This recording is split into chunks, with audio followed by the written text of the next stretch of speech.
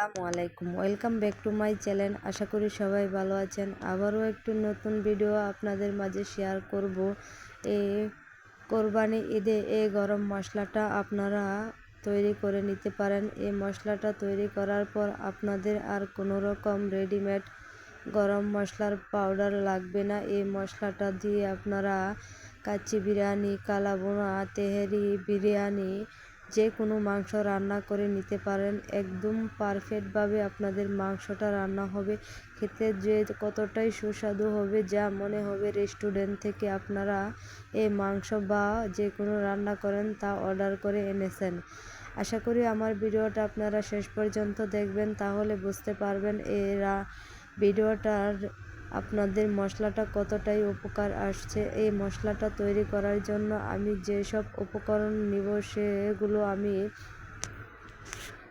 আপনাদেরকে দেখিয়ে দিচ্ছি। আমি এখানে এলাচ, দারচিনি নিয়েছি 100 গ্রাম করে। আপনারা চাইলে কম বেশি করে নিতে পারেন।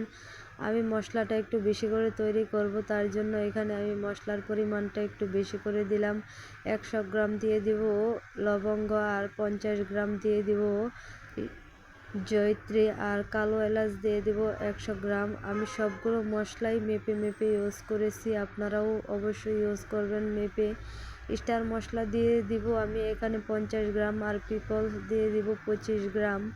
সবগুলো মশলাই আপনারা মেপে দেবেন। আর শাহি জিরা দিয়ে দিব 25 গ্রাম, 3টা দিয়ে দিব জয়ফল, কালো গোলমরিচ 100 গ্রাম, সাদা গোলমরিচ 100 গ্রাম। আপনারা কালো গোলমরিচ আর সাদা গোলমরিচ দুটোটাই ব্যবহার করতে হবে, তাহলে আপনাদের মশলাটা অনেক সুস্বাদু ঘ্রাণ আসবে।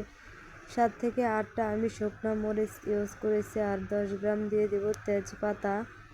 আমি যেসব উপকরণ নিয়েছি সবগুলোই আপনারা মেপে নেবেন, তাহলে আপনাদের মশলাটা ভালোভাবে তৈরি করে নিতে পারেন। আমি একটি ফ্রাই প্যানে ভালো করে হালকা ব্রাউন করে ভেজে নেব, তাহলে আমার মশলাটা ব্লেন্ড করার সময় একদম মিহি পারফেক্টভাবে তৈরি করতে পারবো। কোনো রকম দানা দানা বা কোনো রকম আস্ত থাকবে না, একদম মিহি হবে। আমার হালকা ব্রাউন করে ভাজা হয়ে গেলে আমি একটু 5 মিনিট কড়াইয়ে রেখে দেব, যাতে মশলাটা একটু মুচমুচে হয়, তাহলে ব্লেন্ড করার সময় অনেকটাই সহজ হবে। মশলাটা আমার মুচমুচে করে ভাজা হয়ে গেছে, আমি 2 মিনিটের মতো ভেজে নিয়েছি। আপনারা বেশিক্ষণ ভাজতে যাবেন না, তাহলে মশলাটা পুড়ে যাওয়ার সম্ভাবনা থাকবে, তাহলে ফ্লেভারটা ভালো আসবে না।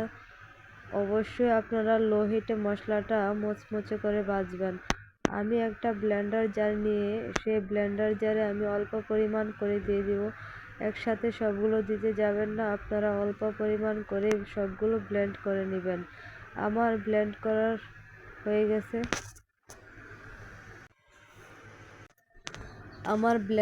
হয়ে গেছে। আমি আপনাদেরকে এখন দেখিয়ে দিচ্ছি আমার মশলাটা কতটা মিহি বা পারফেক্টভাবে ব্লেন্ড হয়েছে। আপনারা দেখতেই পাচ্ছেন ভিডিওতে। অবশ্যই আপনারা আমার রেসিপিটা ফলো করে এই মশলা দিয়ে যদি আপনারা এই কোরবানি ঈদে মাংস রান্না করেন, তাহলে তো আপনাদের মাংস হাত চেটে পুটে খাবেন, আর এতটাই সুস্বাদু হবে যা আপনারা অবশ্যই আমাকে কমেন্ট করে জানাবেন এই মশলা দিয়ে আপনারা রান্নার পর আপনাদের রেসিপিটা কতটাই সুস্বাদু হয়েছে। আশা করি যারা আমার ভিডিওতে নতুন আছেন তারা অবশ্যই সাবস্ক্রাইব করে পাশে থাকবেন। এ পর্যন্ত সবাই ভালো থাকবেন, সুস্থ থাকবেন। আবার নতুন রেসিপি নিয়ে আসবো। আল্লাহ হাফেজ।